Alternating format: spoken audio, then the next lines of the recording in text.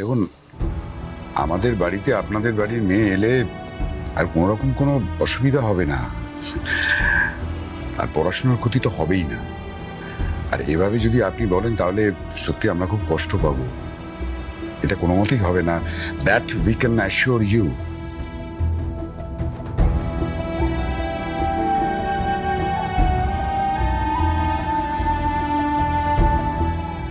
অভিজ্ঞান বাবু, যার ট্যালেন্ট আছে সে সব কাজ করতে পারে। আই থিঙ্ক মোনালিসাও সবকিছু পারবে। ঠান্ডা ঠান্ডা, এখন মাথা ঠান্ডা। এখন এরকম অনেক নাটক হবে, আমাকে সেই সব সামলানোর জন্য তৈরি থাকতে হবে। সব কথা তো গায়ে লাগালে চলবে না। অভিজ্ঞান বাবু, মোনালিসা আমাদের কলেজের গর্ব, আর ও যদি আমাদের বাড়ির বউ হয়ে আসে তাহলে সত্যি সেটা আমাদের কাছে খুব সম্মানের হবে। কোনো অনাদর হতে দেবো না আপনার নাতনি, খুব যত্নে থাকবে ও। না না, আপনারা এরমভাবে বলছেন কেন? এসব বলে প্লিজ আমাদেরকে লজ্জা দেবেন না। আপনি প্লিজ না বলবেন না। আপনাকে জিজ্ঞেস করে তারপর বিয়ের ডেট ফাইনাল করা হবে। তাড়াহুড়োর কিছু নেই, আপাতত আমরা এনগেজমেন্টটা সেরে রাখি। আপনার আপত্তি না থাকলে কলকাতায় ফিরে আমরা একটা পার্টি অ্যারেঞ্জ করি। মোনালিসা না হয় দুদিনের জন্য কলকাতায় আসবে।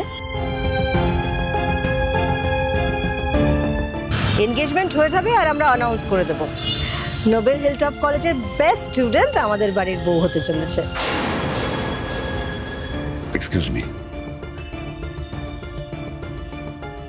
সব থেকে বড় কথা কি বলুন তো, আমার ছেলে আর আপনার নাতনি ওরা একে অপরকে পছন্দ করেছে। শুধু শুধু আমরা আর ওদের মাঝখানে বাধা হয়ে দাঁড়াই কেন, তাই না?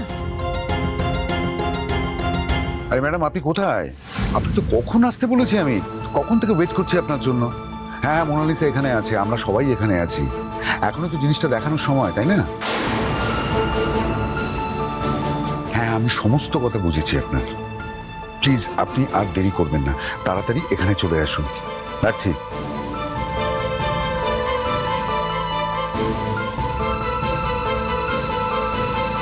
কাকে আসতে বললে অখিলেশ? আরে আমাদের কলেজ প্রিন্সিপাল।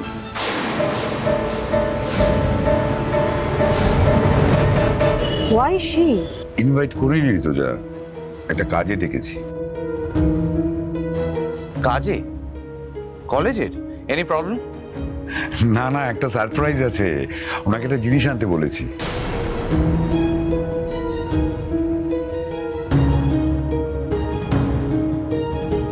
আচ্ছা আচ্ছা, ওকে ওকে ওকে, আমি সারপ্রাইজটা বলে দিচ্ছি। আমি নিজেই বেশিক্ষণ সারপ্রাইজ আটকে রাখতে পারি না। সারপ্রাইজটা হচ্ছে মোনালিসাকে নিয়ে।